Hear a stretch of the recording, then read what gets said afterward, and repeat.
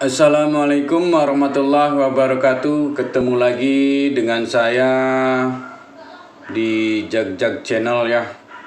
Seperti biasa, saya mengingatkan kalau ulasan ini hanya untuk membantu Anda dalam berinvestasi ya, yaitu mengarahkan atau sebagai pandangan untuk Anda dalam menentukan arah investasinya di pasar modal, khususnya di saham ya.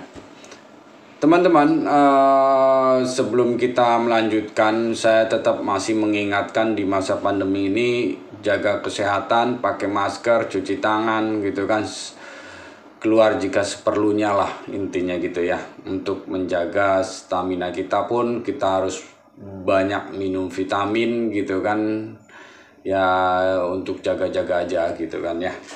Oke, kita lanjutkan teman-teman. Untuk melihat ulasan hari ini, kita lihat IHSG pada penutupan perdagangan hari Rabu ya, ditutup di posisi 5993 ya di sini ya teman-teman. Tutupnya di bawah dari yang kemarin lagi gitu kan, cukup lumayan kita 2 hari berturut-turut di bawah EMA 10-nya gitu kan, yang menandakan kalau hari ini kembali turun semakin jauh di 5940 ada resist di situ gitu kan. Kemungkinan berarti dia akan sementara downtrend kalau misalnya dia hari ini akan turun di bawah 5940-nya gitu kan. Tapi kalau melihat dari regional gitu kan, kita melihat regionalnya sendiri, perdagangan hari ini kemungkinan besar akan naik kembali ke posisi resist dia yang di 6050 teman-teman, di posisi MA5-nya dia gitu kan ya. Saya sih ya ini berharap ya, karena kadang-kadang kita melihat IHSG ini waktunya regional naik, kita kadang turun, waktunya regional turun, kadang kita naik gitu kan. Kita kadang susah memprediksi, tapi kita mempunyai ibaratnya secara teknikal ya, walaupun kadang salah dan kadang juga betul gitu kan. Ya kita berharap untuk hari ini bisa ke posisi minimal di EMA 10 misalnya gitu kan. EMA 10 di posisi 6030-an gitu kan, 6030 ya, pas di EMA 10 atau lebih baiknya 6040 lah intinya ya, di atas EMA 10 gitu kan. Nah jadi pergerakan hari ini sih kemungkinan kalau melihat dari yield obligasi juga pergerakannya kita dalam 1 minggu ini di antara 1,5 sampai 1,6 ya untuk yield obligasi pemerintah Amerika gitu kan. Jadi kemungkinan kalau melihat dia dalam 1 minggu ini bergerak di sini, ada kemungkinan sudah mulai stabil untuk yield obligasi pemerintah Amerika yang 10 tahunan gitu kan ya. Ini ya, kalau ini udah stabil, ada kemungkinan ada capital inflow ke kita kembali gitu kan, ada dana asing yang masuk ke kita kembali gitu kan, jika yield ini bertahan atau stabil di antara range 1,5 sampai 1,6 gitu kan ya. Kalau kemarin kan sampai melewati 1,77 ya. Jadi makanya banyak kapital outflow dari kita keluar gitu kan, cukup lumayan gitu kan. Tapi dengan dia range antara 1,5 sampai 1,6 sih mungkin ya masih pergerakan ini masih tidak akan membuat dana keluar dari negara emerging market gitu kan ya, atau negara berkembang yang sekiranya pergerakannya atau pertumbuhannya yang cukup lumayan bagus gitu kan, mereka justru akan masuk kembali dananya ke negara-negara emerging market gitu kan ya, seperti Indonesia salah satunya gitu kan.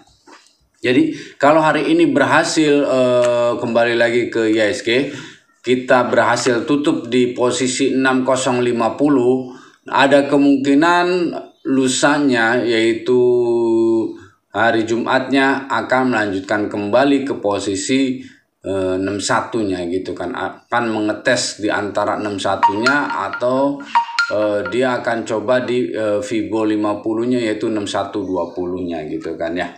Terus kita juga melihat dari perkembangan distribusi vaksin di kita juga sampai dengan hari ini, yaitu masih sesuai dengan target gitu kan, vaksinasinya masih cukup lumayan bagus gitu kan.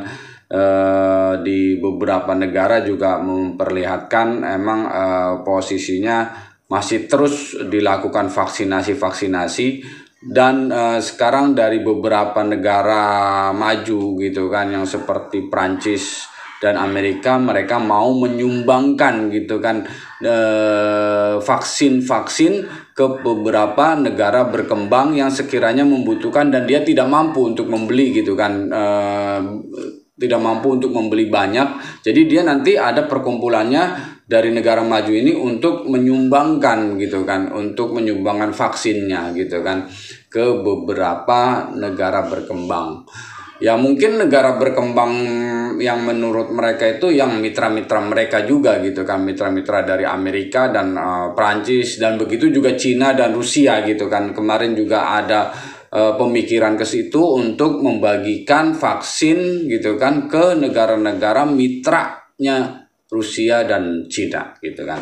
Jadi ini kabar yang cukup lumayan baik, mungkin akan membuat normal kembalinya itu secara cepat, dan pertumbuhan untuk dunia mungkin sudah akan kembali untuk aktivitas secara normal kembali gitu ya, itu teman-teman. Oke, setelah kita coba mereview untuk perdagangan kemarin ya, IHSG yang posisinya minus 45 poin gitu kan di 5993 atau minus 0,75%. Kelihatan market hari ini ada kemungkinan akan menguat kembali ke posisi 6050 sebagai resist MA5-nya dia di situ ya. Dan beberapa saham yang menjadi pilihan untuk jag channel yaitu sementara ini masih di posisi Antam. Antam masih saya perhatikan untuk sekarang ini, kemarin tutup di posisi 2370-an ya teman-teman. Masih berhasil mempertahankan di atas MA 10-nya dan malah sekarang di atas MA 5-nya dia kembali gitu kan. Jadi ada kemungkinan untuk hari ini, mudah-mudahan indeksnya juga mendukung gitu kan, IHSG-nya mendukung, ada kemungkinan mengarah kembali ke 2450 mungkin ya, arah ke sana, atau bisa sampai ke 25-an mungkin gitu kan, arahnya ke sana gitu kan, antara 2490 mungkin 2490 sampai 25 lah ya, antara di situ ya untuk Antam gitu kan. Nah begitu juga untuk timah pin hari ini pun jika IHSG mendukung bisa arahnya ke antara di 1640-nya dia gitu kan. 1640-nya kalau kita perhatikan gitu kan, timah sendiri kan didukung dengan hari ini harga timahnya naik gitu kan. Jadi ada kemungkinan timah akan melanjutkan ke 1630 yang kemarin berhasil tutup di 1580 ya teman-teman di sini ya, di atas EMA 10-nya dia gitu kan. Terus kita akan melihat lagi adalah WSKT nih, yang selama ini dia turun. Saya lihat sudah mulai ada pergerakan untuk naik ya, walaupun sempat turun di perdagangan hari Selasa gitu kan, tapi Rabu dia masih berhasil kembali di 1065-nya gitu kan. Saya melihat untuk waskita yang selama ini ada tekanan dari berita-berita jeleknya dia, sekarang dia sudah mulai ada perbaikan, apalagi dengan keluarnya peraturan yang sekiranya tol-tolnya dia ini bisa dijual ke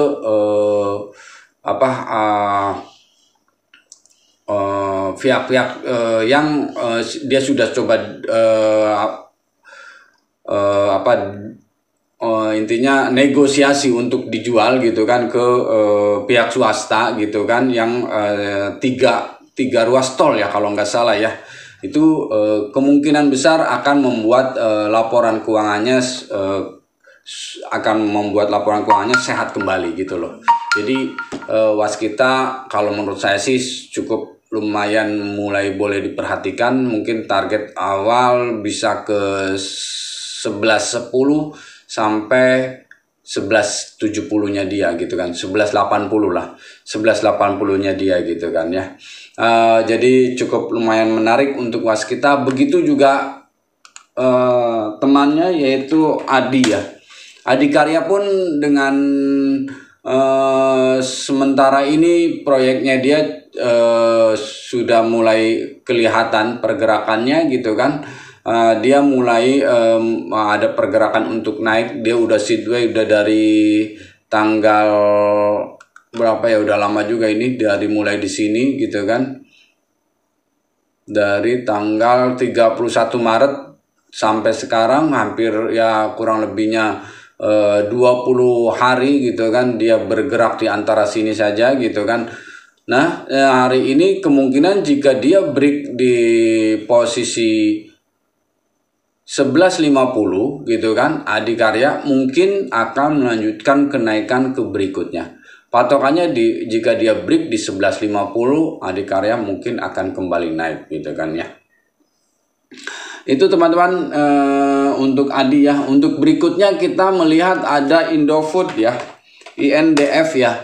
INDF juga untuk berapa hari ini dia naik ya, dari mulai kelihatan dari tanggal 14 ini dia bergerak naik terus, walaupun range-nya antara 66 sampai 68 ya untuk si Indofood ini ya. Range-nya Indofood ini antara 66 sampai 68 ya, bergeraknya di situ. Jadi cukup lumayan menarik jika kita mau coba masuk di antara 66 sampai 67-an lah ya. Nah, di situ pergerakannya untuk Indofood gitu kan. Nah, tapi kalau dia bisa break di posisi 6825 gitu kan, dia berhasil break 6825-nya gitu kan, ada kemungkinan arahnya itu untuk Indofood ke 7.000-an gitu loh. Itu untuk Indofood jika dia break antara 6825 sampai 6850 ya, itu berarti Indofood arah berikutnya adalah di 7.000-an. Oke, untuk berikutnya seperti biasa BRMS saya masih rekomendasi. Mungkin karena dia naik udah 4 hari ini dia berhasil naik gitu kan, dari posisi 7374. Nah terus dia naik, dia hari ini mungkin masih akan bermain di kisaran 80 sampai 82 ya untuk si BRMS ya, 80 sampai 82. Nah, kalau menurut saya selama dia masih bergerak antara di 80 sampai 82, ini adalah kesempatan kita untuk masuk kembali. Karena ada kemungkinan kalau saya lihat untuk si BRMS ini tidak lama lagi dia akan menuju targetnya yang di 95 ya. Di sini saya lihat ada di 95. Ini sudah cukup lumayan kelihatannya cukup lumayan dekat, dia akan bergerak ke arah sana ya, ke 95 ya. Karena rumusnya sudah kembali akan bermain di atas 95 katanya sih begitu. Dari sumber-sumber tertentu ya mungkin ya yang bisa dipercaya dia bisa bermain ke arah di atas 95 sih. Ini ya kalau saya sih melihatnya cukup optimis ya untuk pergerakan BRMS ini gitu kan. Oke, berikutnya masih ada Friend ya teman-teman. Friend pun bergerak masih antara di kisaran di 89 sampai 92 ya beberapa hari ini gitu kan.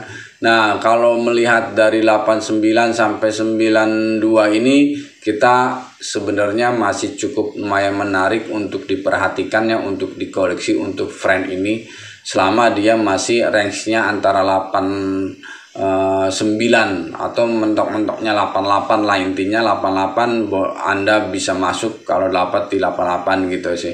Nah, selama masih bergerak antara sini mungkin untuk Friend masih cukup lumayan aman ya, karena tidak lama lagi kan tanggal 26 kalau nggak salah ya, dia mulai melakukan sebagai reisunya dia gitu kan. Itu berarti Friend mungkin akan bergerak ke kisaran di atas 120 ya harga tebusnya sih ya. Jadi mungkin mengarahnya ke sana ya untuk Friend ini ya. Perbandingannya pun kan 52 saham lama dapat 1 saham baru. Ya, kumnya tanggal 22 teman-teman. Berarti ini kan udah hari ini kumnya ya teman-teman ya. Kumnya hari ini, kumnya hari ini bukan tanggal 26 itu recording date-nya. Kumnya hari ini untuk reisunya ya. Kalau misalnya dia di 52/1 berarti teman-teman harus berhitung nih berapa yang sekiranya untuk tepatnya supaya tidak ada outload ya untuk penembusan reisunya dianya gitu kan ya. Terus posisinya kita melihat kembali ke ini ada BWPT ya. BWPT kemarin berhasil break di atas MA 50-nya dia ini yang warna biru ini gitu kan. Nah, mungkin kalau dia break hari ini di atas 123, si BWPT ini akan naik atau mengarah ke resist berikutnya di posisi 131 ya teman-teman ya. Kalau dia berhasil break 123, maka resist berikutnya ke 131 ya arahnya ya BWPT ini. Jadi perhatikan jika dia break 123, dia arahnya ke 131 untuk BWPT ini. Berikutnya ada Viva ya teman-teman ya.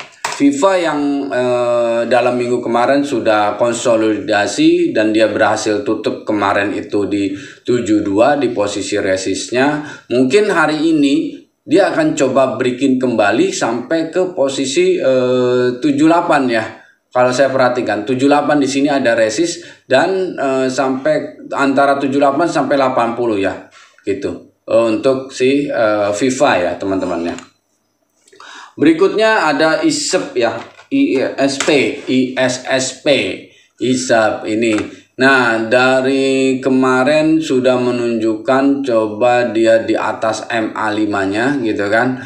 Nah, kelihatannya untuk hari ini jika market memungkinkan dengan volume yang kemarin sudah mulai bergerak walaupun masih di antara rata-rata 20 harian dia, kemungkinan hari ini bisa mencapai di 130-annya dia ya. Teman-teman ya, ada resist di 230 di 230-nya untuk ISP ya, ISSP ya. Jadi kalau teman-teman mau buy ya antara di posisi 210 sampai 210 posisinya di sini ya, 210-nya dia gitu kan, range-nya tuh gitu kan. Untuk ISP 210 pergerakannya di kisaran 210 sampai 225 ya dia bergeraknya. Jadi kalau buy ya antara 210 sampai 218 lah mungkin ya, masih cukup lumayan aman. 18 di posisi MA5-nya gitu kan. Jadi buy antara situ sih 210 sampai 218 ya teman-teman, yang lebih aman sih di antara situ belinya gitu kan. Tapi kalau dia benar hari ini breaknya sampai ke 223 juga sih sebenarnya ingin tes klasik buy boleh gitu kan ya itu. Tapi ada resist di 230 ya itu sih. Jadi mainnya cukup lumayan harus cepat ya, antara 2-3% ya kita harus keluar gitu kan ya untuk isep. Nah itu teman-teman yang bisa saya ulas untuk hari ini, yaitu ada Antam, ada Tima, ada Waskita, ada Adi, ada Indofood, ada BRMS, ada Friend, ada BPT dan Viva serta ISSP ya. Itu yang masih cukup lumayan menarik yang diperhatikan. Itu aja mungkin. Semoga ulasan hari ini bermanfaat untuk Anda. Semoga dapat membantu Anda dalam menentukan arah investasi Anda. Seperti biasanya saya mengingatkan kepada Anda, ulasan ini jika emang Anda perlukan, coba Anda cek kembali secara teknikalnya apakah ulasan yang saya ulas ini adalah betul, bisa diikutin atau tidak gitu kan. Semua keputusan ada di tangan Anda. Jadi kerugian, resikonya naik itu keputusannya ada di Anda gitu ya teman-temannya. Mungkin segitu aja dari saya. Oke, wassalamualaikum warahmatullahi wabarakatuh.